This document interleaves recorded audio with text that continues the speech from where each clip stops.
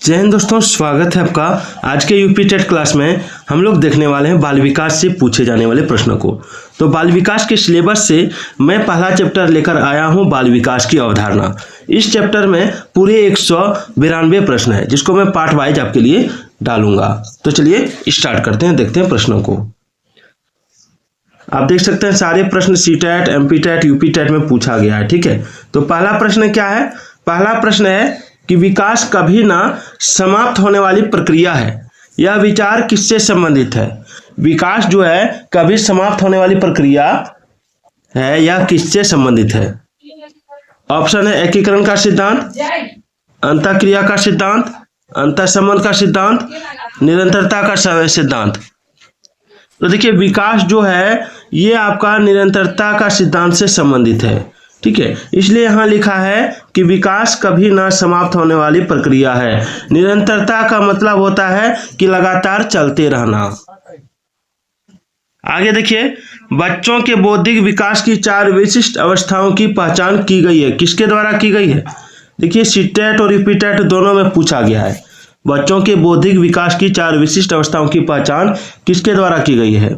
Option है Skinner द्वारा, पियाजे द्वारा, कोहलबर्ग द्वारा, एरिक्सन द्वारा। तो इसका आंसर होगा ऑप्शन बी, पियाजे द्वारा। अगला सवाल देखिए, अगला है सीखने के अंतर्दृष्टि सिद्धांत को किसने बढ़ावा दिया है? सीखने के अंतर्दृष्टि सिद्धांत को किसने बढ़ावा दिया? देख सकते हैं सीटेट 2011 पेपर 1 में पूछा गया है। तो देखिए, सीखने के अंतर्दृष्टि सिद्धांत को बढ़ावा दिया है आपका गेस्टाल्ट सिद्धांतवादियों ने। चलिए, वह कौन सा स्थान है जहां बच्चे के संज्ञानात्मक विकास को सबसे बेहतर तरीके से परिभाषित किया जा सकता है? वह कौन सा स्थान है जहां बच्चे के संज्ञानात्मक विकास को सबसे बेहतर तरीके से परिभाषित किया जा सकता है? तो वह जो स्थान है वह है आपका विद्यालय एवं कक्षा पर्यावरण। देखिए, सीटेट 2011 पेपर 1 में पूछा गया था। वह अवस्था जब बच्चा तार्किक रूप से वस्तुओं व घटनाओं के विषय में चिंतन प्रारंभ करता है, उस अवस्था को क्या कहते हैं? तो देखिए, उस अवस्था को कहते हैं पूर्व संक्रियात्मक अवस्था। इसमें बच्चा तार्किक रूप से, ठीक है, किसी घटना या विषय के बारे में चिंतन प्रारंभ करता है लॉजिकली।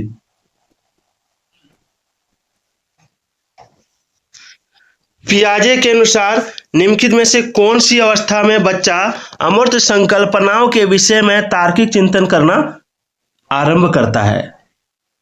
यानी पियाजे के अनुसार बच्चा कौन सी अवस्था में अमूर्त संकल्पना, मतलब वैसी सोच, वैसी विषय के बारे में सोचना, ठीक है, जिसको उसने देखा नहीं है, ठीक है, कभी समझा नहीं है, उसको कहा जाता है अमूर्त संकल्पना। तो इसके विषय में तार्किक चिंतन करना आरंभ करता है। तो देखिए, ये जो अवस्था होता है, ये अवस्था होता है आपका ऑप्शन डी, औपचारिक संक्रियात्मक अवस्था, यानी 11 वर्ष से ऊपर। इसको किशोर अवस्था भी आप कह सकते हैं। चलिए आगे बढ़ते हैं। अगला सवाल है, बच्चे दुनिया के बारे में अपनी समझ का सृजन करते हैं, इसका श्रेय किसको जाता है? देखिए, बच्चे जो है दुनिया के बारे में अपनी समझ का सृजन करते हैं, इसका श्रेय किसको जाता है? यानी ये जो सेंटेंस है, ये जो बात है, किसने कही थी? तो ये कहा था आपका पियाजे ने। चलिए, मानव विकास कुछ विशेष सिद्धांतों पर आधारित है, तो निम्नलिखित में से कौन सा मानव विकास का सिद्धांत नहीं है?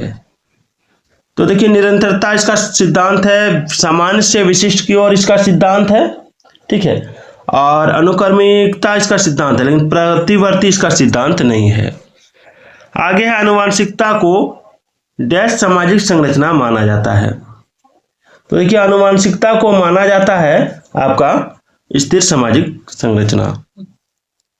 पियाजे के अनुसार विकास की पहली अवस्था जो जन्म से लगभग 2 वर्ष आयु तक होती है, इसके दौरान बच्चा डैश सबसे बेहतर सीखता है। तो इस दौरान बच्चा सबसे ज्यादा अगर सीखेगा तो अपने इंद्रियों का प्रयोग सीखेगा। ठीक है, अवधारणाओं का विकास मुख्य रूप से डैश का हिस्सा है। अवधारणाओं का विकास मुख्य रूप से किसका हिस्सा है? तो अवधारणाओं का विकास मुख्य रूप से बौद्धिक विकास का हिस्सा है। अगला सवाल है कि बच्चे के उचित विकास को सुनिश्चित करने के लिए उसका स्वस्थ शारीरिक विकास एक महत्वपूर्ण पूर्व आवश्यकता है। तो यह कथन कैसे है? सही है, गलत है, गलत हो सकता है या सही है? तो देखिए इसका आंसर होगा ऑप्शन ए कि यह कथन सही है, क्योंकि शारीरिक विकास के अन्य पक्षों के साथ अंतर संबंधित है। ठीक है, चलिए आगे बढ़ते हैं। खिलौनों की आयु कहा जाता है, किसको कहा जाता है? पूर्व बाल्यावस्था को, उत्तर बाल्यावस्था को, शिशुवावस्था को, या इनमें से सभी? देखिए खिलौनों की आयु कहा जाता है पूर्व बाल्यावस्था को, यानी ऑप्शन ए। देख सकते हैं आर्ट 2011 पेपर 1 में पूछा गया था। आगे, निम्न में से कौन सी पूर्व बाल्यावस्था की विशेषता नहीं है? तो पूर्व बाल्यावस्था की जो विशेषता है वो है दल समूह में रहने की अवस्था, अनुकरण करने की अवस्था, प्रश्न करने की अवस्था, लेकिन खेलने की अवस्था ये नहीं है। ठीक है, उत्तर बाल्यावस्था में बालक भौतिक वस्तुओं के किस आवश्यक तत्व में परिवर्तन समझने लगते हैं? द्रव्यमान और संख्या या द्रव्यमान, संख्या और क्षेत्र? तो इसका आंसर ऑप्शन डी हो जाएगा। विकास का सही अर्थ क्या है? तो देखिए विकास का अर्थ है अभिप्रेरणा एवं अनुभव के फलस्वरूप होने वाले परिवर्तनों की उत्तरोत्तर श्रृंखला, सीरीज भी बोल सकते हैं इसको। विकास के संदर्भ में निम्न में से कौन सा कथन सत्य नहीं है?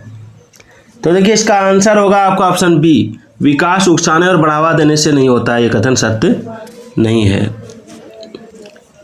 निम्न में से कौन सा विकासात्मक कार्य उत्तर बाल्यावस्था के उपयुक्त नहीं है? तो देखिए विकासात्मक कार्य में आ जाएगा आपका पुरुषोचित या स्त्रियोचित सामाजिक भूमिका को प्राप्त करना, ये उत्तर बाल्यावस्था के उपयुक्त नहीं है। 19 नंबर सवाल क्या है सो देखिए। 19 नंबर सवाल है कि कौन सिद्धांत व्यक्त करता है कि मानव मस्तिष्क एक बर्फ की चट्टान के समान है जो कि अधिकांशतः छिपी रहती है एवं उसमें चेतन के 3 स्तर हैं। आइए ऑप्शन को देखते हैं। ऑप्शन है गुण सिद्धांत, प्रकार सिद्धांत, मनोविश्लेषणात्मक सिद्धांत और व्यवहारवाद सिद्धांत। तो इसका राइट आंसर होगा ऑप्शन सी, मनोविश्लेषणात्मक सिद्धांत।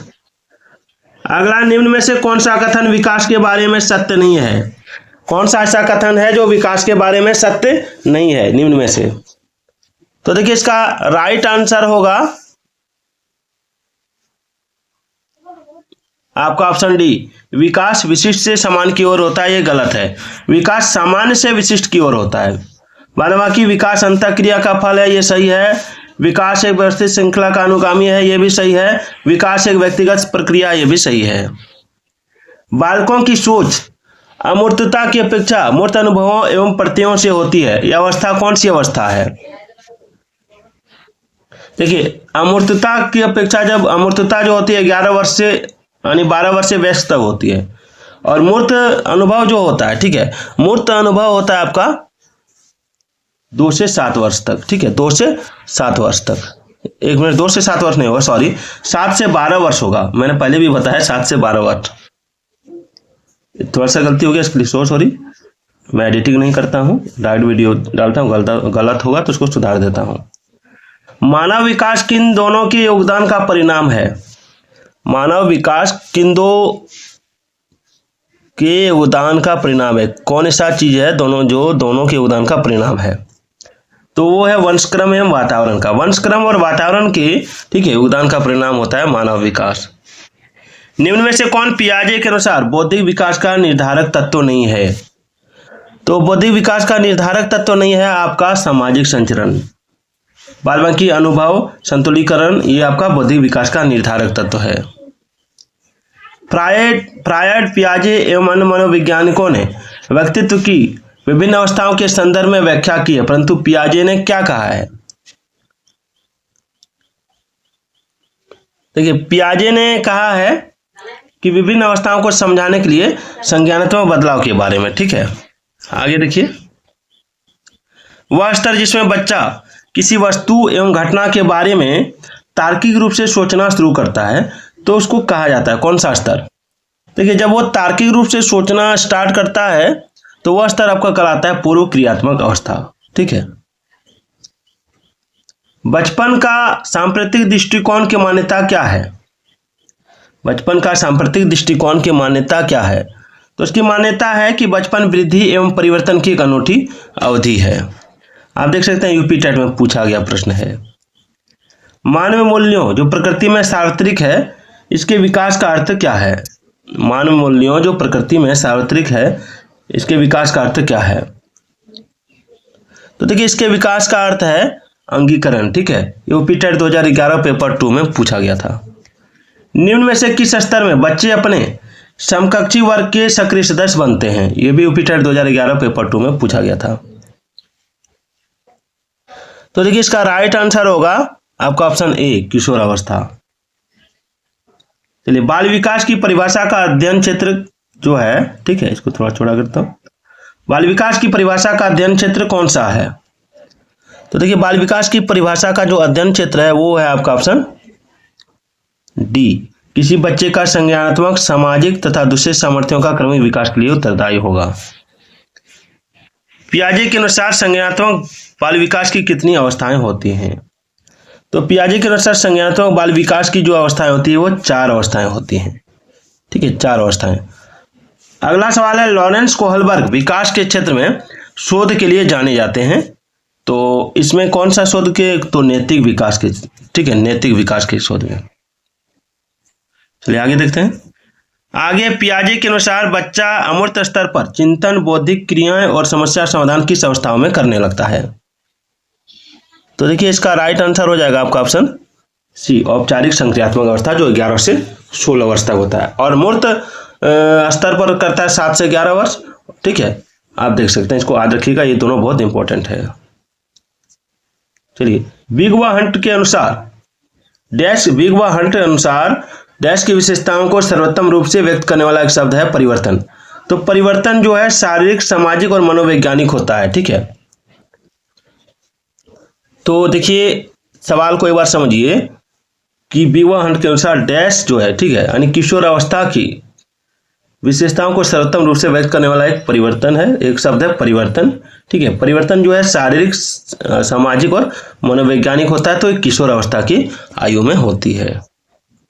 आगे एक 13 वर्षीय बालक बात बात में अपने बड़ों से झगड़ा करने लगता है और हमेशा स्वयं को, इसको हटा देता हूं, स्वयं को सही साबित करने की कोशिश करता है, तो वह विकास की किस अवस्था में है? तो ये किशोर अवस्था हो जाएगा। शिक्षा मनुष्य में अंतर्निहित क्षमता का परिपूर्णता में विकास करता है, यह कथन किसका है? ये कथन किसका है? तो ये जो कथन है, ये कथन है आपका स्वामी विवेकानंद का। बालक के शारीरिक व क्रियात्मक विकास की दिशा कैसे होती है? बालक के शारीरिक व क्रियात्मक विकास की दिशा कैसे होती है? तो इसके विकास की दिशा होती है सिर से पैर तथा शरीर के मध्य से बाहर की ओर। तो वीडियो कैसे लगी बार कमेंट जरूर कीजिएगा। अभी बहुत सारा प्रश्न है, अगले वीडियो में हम लोग फिर 40 से 50 प्रश्न को देखेंगे।